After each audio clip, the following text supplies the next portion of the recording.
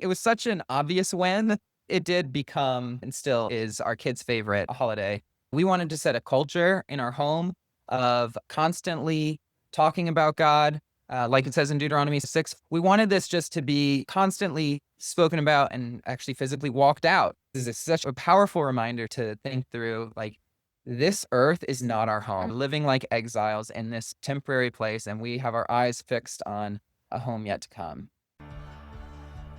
Hi, welcome to the Family Teams podcast. Our goal here is to help your family become a multi-generational team on mission by providing you with biblically rooted concepts, tools, and rhythms. Your hosts are Jeremy Pryor and Jefferson Bethke, and we can't wait to chat about all things family. Hey everybody, welcome back to the podcast. Okay, this is a Accelerator podcast. We are looking forward to the month of September coming up, and what we want to do in preparation for what's coming in October is talk about fall festivals, fall holidays. There's these biblical holidays that I think are just fun to explore. And so we've got on the podcast today, Brent and Katie Kruithoff. Kruithoff, thanks for jumping on here today. Yeah, thanks for having us. Good to be back. Yeah, they are our first, I think, second time community coaches, right? Oh, wow. Yeah, That's congratulations, guys. Yeah. So Brent and Katie did such an incredible job helping us with these spring holidays. And I was like, okay, that was so much fun. I think there was such good feedback. A lot of people got to experience Passover and Pentecost or Shavuot, different elements of those that I just love the way that Brent and Katie have really done this with their family. And so we're like, hey, let's like, what do they call it? Pull it back, send it back. Yeah. Yes. What do kids say these days? You're asking the wrong people. Yeah. Yeah. Play it back. Yeah. What was it? Play it back. Play it back, maybe. Yes. We're going to do that. So we're going to do it again, but for the fall holidays. So I'm going to dive into why we do this a little bit. I want to kind of dialogue with Brent and Katie. And then I'm really excited for you guys to hear just practically how to do this. So just to kind of big picture, the Accelerator, every single month we pick a theme and we drill deep into this theme to try to help you guys, give you tools for how to build a multi-generational family team. And some of these tools are going to be like, whoa, that's awesome, let's do that. And other tools you'll be like, no, we're going to pass that one, that's fine. We just want to give you guys lots of great tools to work with. And that's how we see these holidays. These are not things that we feel obligated to celebrate in order to keep the law. We believe Jesus perfectly kept the law when he came and he died on the cross. And so we have already perfectly kept all of the holidays. Good job, guys, everyone. You're in Christ, you've kept the holidays, but it is really amazing to get to experience them. This is an option in the same way that you don't have to celebrate Christmas.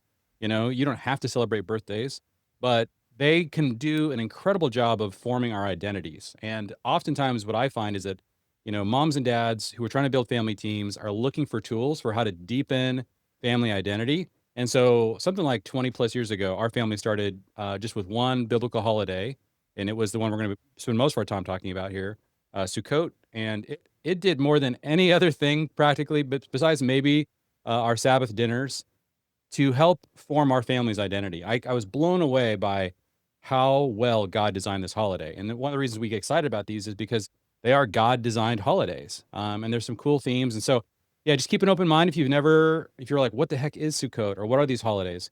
Just to kind of give you guys a real broad brush. There are 7 biblical holidays in the Torah, the first 5 books of the Bible. 4 are spring holidays and 3 are fall holidays. So the spring holidays that we talked about last time were unleavened bread, Passover, first fruits, and Shavuot. Those are the first 4, and we also call that Pentecost, right? So those are the spring holidays. We believe those are all fulfilled in Jesus' first coming. Right? Jesus died on Passover. He was buried on unleavened bread. He rose again on first fruits and sent the Holy Spirit on Pentecost.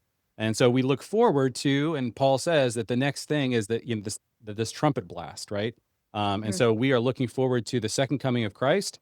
And so the fall holidays are the Festival of Trumpets, the Festival of Yom Kippur, which is the Day of Atonement, and the last one we're going to spend our time talking about, Sukkot. And so we want to just give you guys real practical ways. If you want to build identity into this, then we would love to drill into this. So I'd love to hear from you guys. What are some things that, like, maybe take a big step back and give us a big picture. Why did you guys decide to start investing in these fall holidays in particular? What did you find that this did for your family?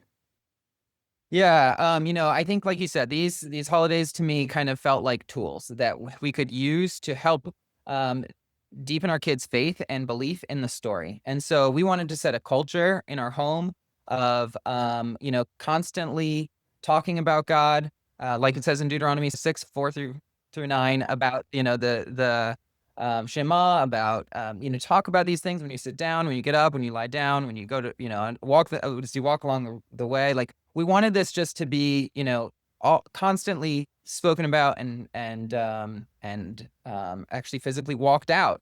And so I think that's really what excited us about these biblical holidays, is it was something that was really tangible, something that we could do together.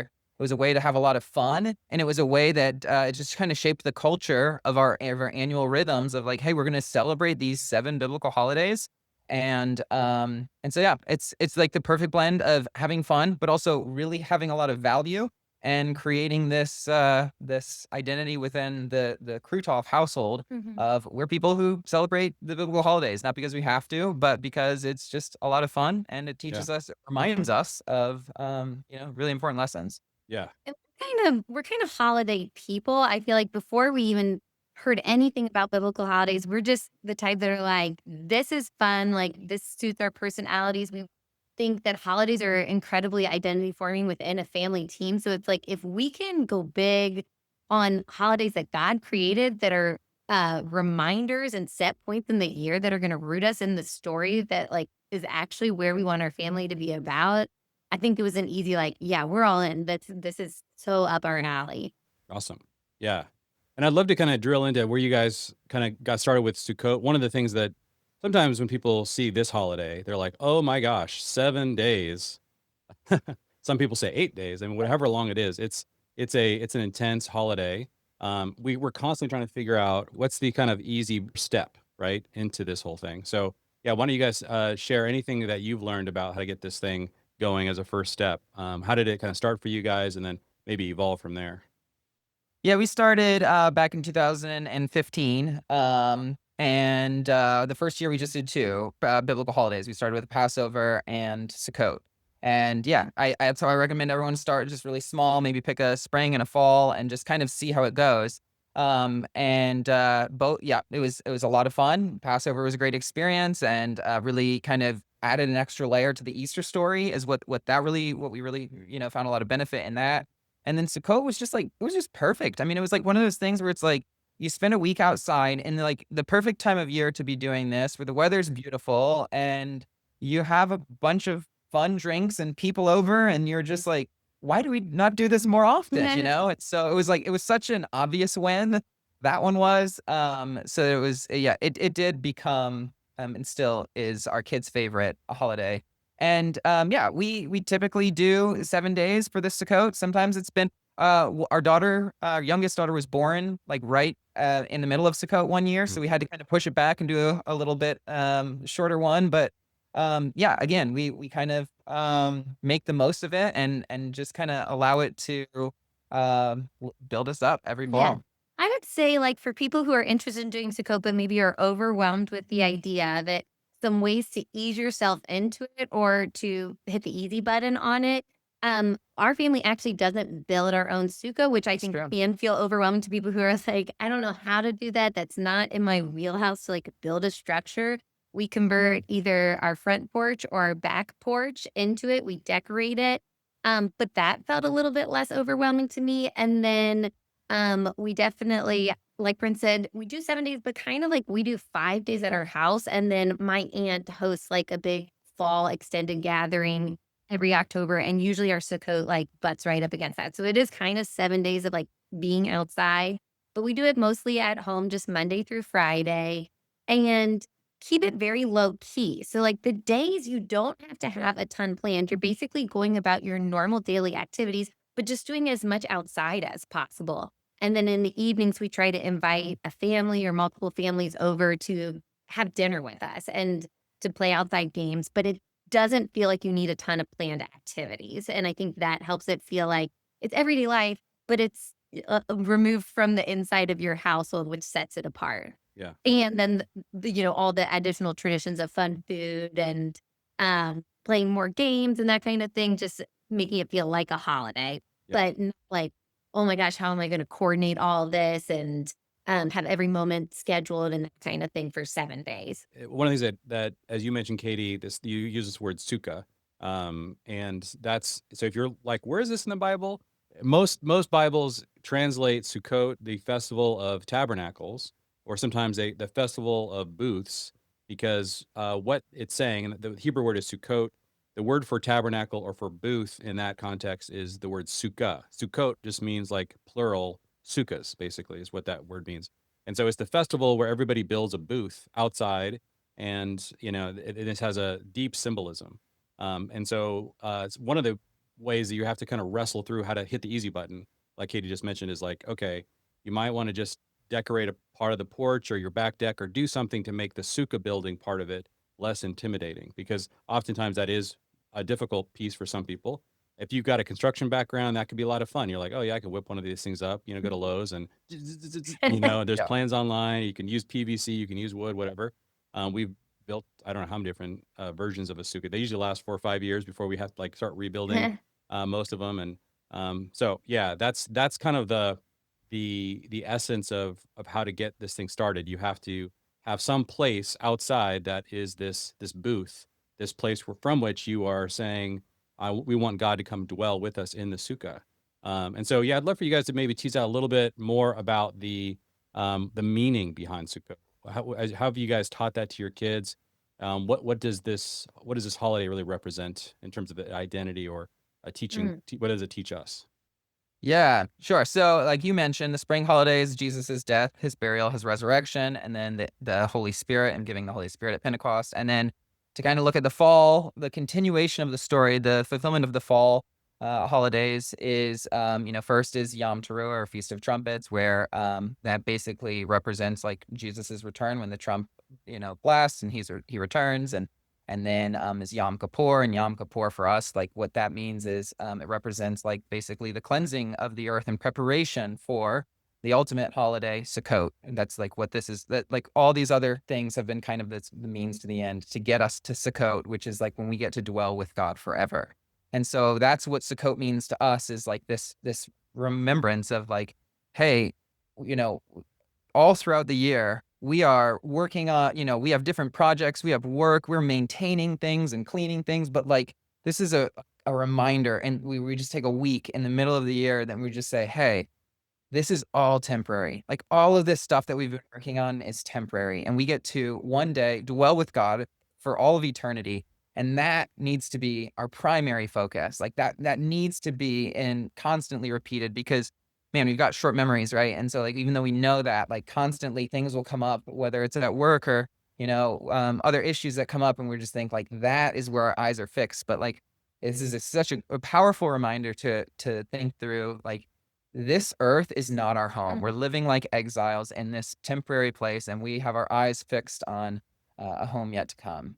Yeah, I like that because I mean that's why we're outside of our home. Is the idea is you're able to like actually turn around and be like, that house is not our home. And it's like a real physical reminder of a very like intangible kind of truth. But another thing, in addition to like reminding ourselves, like, okay, why are we spending so much time and effort and focus and worry on this small little piece of eternity?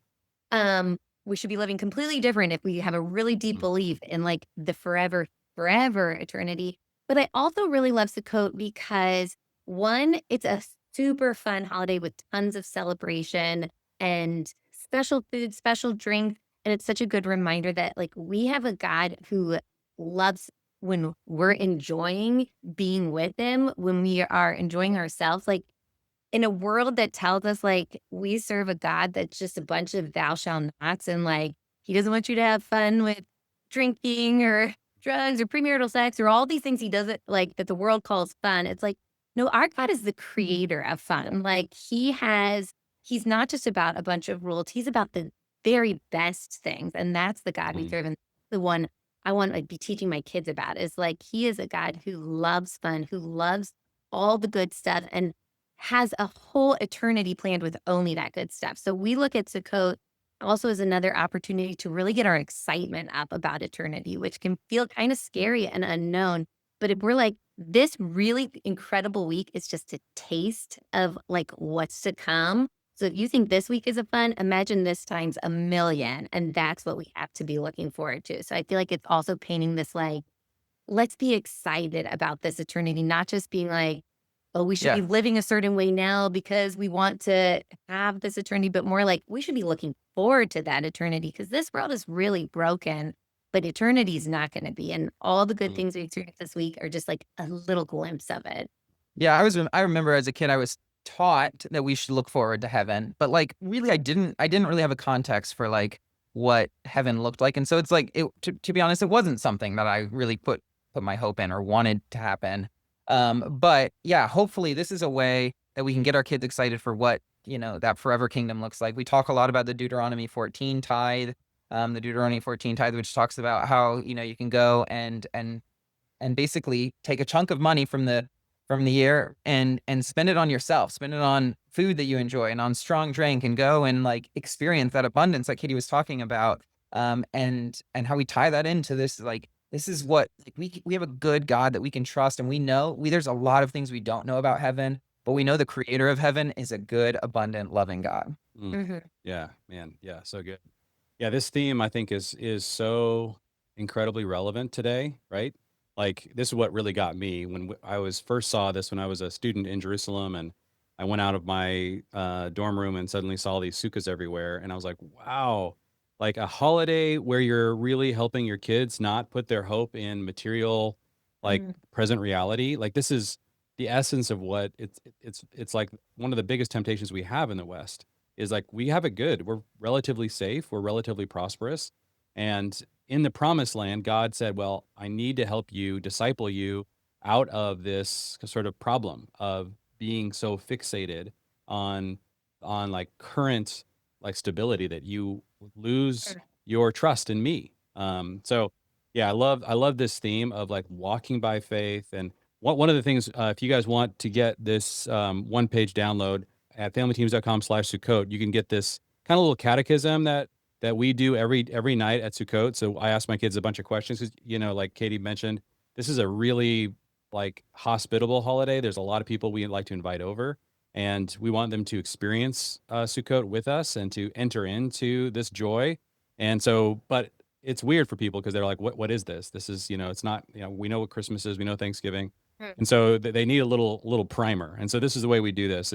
So I start by asking, what is Sukkot? And then one of my kids will say, the Festival of Tabernacles. How do you celebrate Sukkot? We dwell or live in a sukkah for 7 days. What is a sukkah? A temporary dwelling. Well, why is it temporary? Because we are sojourners on the earth. What is a sojourner? Someone traveling to a distant land. Why are we traveling? Because we're still not home. Where is our home? The New Jerusalem. And how do we get from Fort Thomas, Kentucky to the New Jerusalem? And the answer is by faith. And so that's the kind of way that we introduce Sukkot every night. So again, if you want to grab that one pager, familyteams.com/Sukkot. I just fold this one page up and have it in my pocket for a whole week during Yeah. Sukkot. So I can pull it Yeah. out and like, okay, guys, it makes it really easy as a dad just to like enter in, and you can kind of tease out these different themes a little bit deeper if you want. But this little back and forth question and answer thing really, I think, encapsulates the larger kind of meaning of Sukkot. So yeah, I would love for you guys to get a hold of that if you're just starting this. And I think one of the things that we really recommend is that you might have to start relatively small and kind of not bite off more than you can chew in sort of a first go at this. So yeah, as you guys are thinking about like other things that a family who's hearing this is potentially trying to wrestle through, how do we get this started? Any other like elements that you guys want to share about what makes this either meaningful for you or might be helpful for a family who's just starting to celebrate Sukkot? Yeah, well, one of the things, I mean, I love that script that you just read. I think that's really cool. One of the things, like, as we do most of the other biblical holidays, we kind of, like Passover has its Haggadah, right, where it's like this long, like, script, and we kind of created longer scripts for each of the other holidays except for Sukkot. Sukkot is one where it's just like this. It's more about the repetition of like this earth is not our home, that we say like before dinner each night, and we almost, I mean, I think we have somebody over for dinner every single night of Sukkot. It's Which you could also, Yeah. on the flip side, have it be just your family and then do one night where it's like you invite multiple families over. So depending on how much fun that is for you to host. And Yeah, but it's just this opportunity to repeat this over and over, like dwelling in this short little thing that just needs to be like dwelt in all week. And so I think that in a way, in terms of like preparation, it's actually probably the one that has the least preparation. And then so gathering supplies, not really. I mean, Right. it's not like, Right. Well, unless you're gonna build a big sukkah, then oh, maybe it would take a little while. you're We right. just put bistro lights on our back porch, and so that's how we've done it. I really think that you like can get creative with the elements that make it like this. Whenever I hear this song or whenever we read this book or this food, it just drives me to Sukkot. So like for And driving breakfast, to Sukkot is driving you right? to Eyes on Yes. Eternity. You know, like they're linked that way. Right. So like for us toaster strudels. Toaster strudels is the breakfast we have. Don't eat it morning that's- any other don't time eat of it- year. Yeah. That's our Sukkot breakfast. We go outside and we eat toaster because the toaster is a really easy kitchen appliance to take outside. So that's where we do it. We've got the toaster outside. We make our breakfast and so toaster strudels. You know, there's certain songs that we play during Sukkot or there's the Velveteen Rabbit, which is a book that we read during Sukkot, and it's just like there's just certain things that create these memories and traditions. So I would I would encourage families to get creative with it, but at the same time, you know, like you said, start small. If you can't handle hosting, you know, initially can't handle hosting somebody every night of the week and just want to do like you know, one night with maybe a couple of families, like yeah, absolutely have total freedom to allow this to develop as you go and see what works best for your family. Awesome. Yeah, I agree with that repetition idea, especially like maybe instead of having a script, our family's more about these catchphrases that we'd be quick to say just throughout the week, or it's like, this is a taste of the kingdom. Like whenever it's like, look at all this yard full of friends having a great time together. This is a taste of the kingdom. These toaster strudels, they're a taste of the kingdom. It's like this idea of hospitality, and we're all like one church together. Like taste of the kingdom's one. This earth is not our home. We're looking forward to a home yet to come. And I feel like those are just kind of things that we're saying throughout the week to like place, like, this is why we're doing this. And this is what we're setting our eyes on. Yeah. And one of the traditions that we have, I love to look at these biblical holidays and be like, well, what makes Christmas so special? What is it that people love about Christmas? And let's really break it down. So one of them is decorations that you're like, our family has these decorations we get out every year. So our decorations for Sukkot are, we have cardboard boxes that we cut up into small little shapes.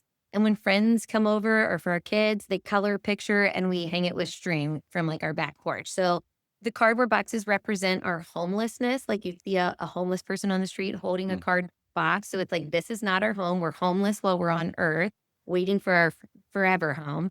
But it's like, those are the decorations that a couple of them we've saved since our very first Sukkot, and we pulled those out. Mostly we're creating new ones. So we had these like the old ones that have been passed down from year to year. And you had certain, like Brent said, songs that it's like we're listening to, or certain foods that we eat this time of year, certain games or traditions. Like we always do our pumpkin carving during Sukkot because, hey, we're doing it during the fall anyway. So why not make it part of this holiday? So now this holiday has even more like fun things, traditions to look forward to. So I feel like you can borrow other seasonal things that it's like, oh, apple cider is not year long, but what if it became our Sukkot drink, you know? And like you kind of just borrow of the seasonality and the specialness that fall already has and be like, but we're going to now directly associate that thing with Sukkot. Yeah. Yes. Oh man, I love that. Yeah, we need a good harvest like holiday, you know, like there's something so Yes. amazing about being outside in the fall. And yeah, this one really fits the bill. By the way, the dates for 2025 Sukkot is October 6th through October 13th. Those are sort of official dates. You certainly can celebrate it whenever you want, but that's the biblical holidays follow a lunar calendar, and so they can move 2 or 3 weeks depending on the year. So sometimes it's a little bit later in October, sometimes it's early or late in September. So that's the dates for this year. Yom Teruah is September 22nd to the 24th. Yom Kippur is October 1st and 2nd.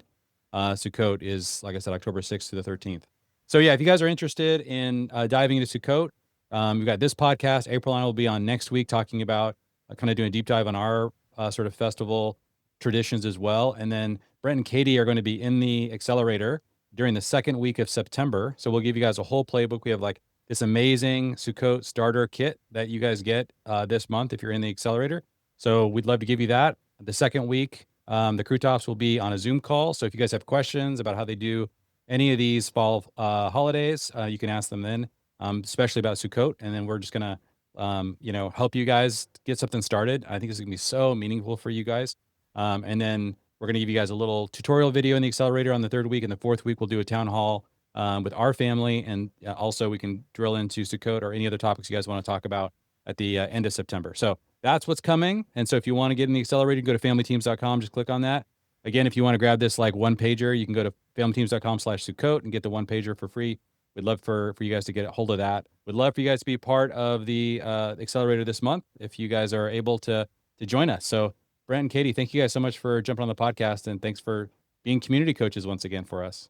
Yeah, this is a topic we love, so we're very excited to be part of it. Thank you for listening to the Family Teams podcast. If you're enjoying this content or have learned something new, please make sure to leave a rating and review and share with a friend. To stay up to date with our events, new content, and products, you can follow us on Facebook and Instagram @Family Teams.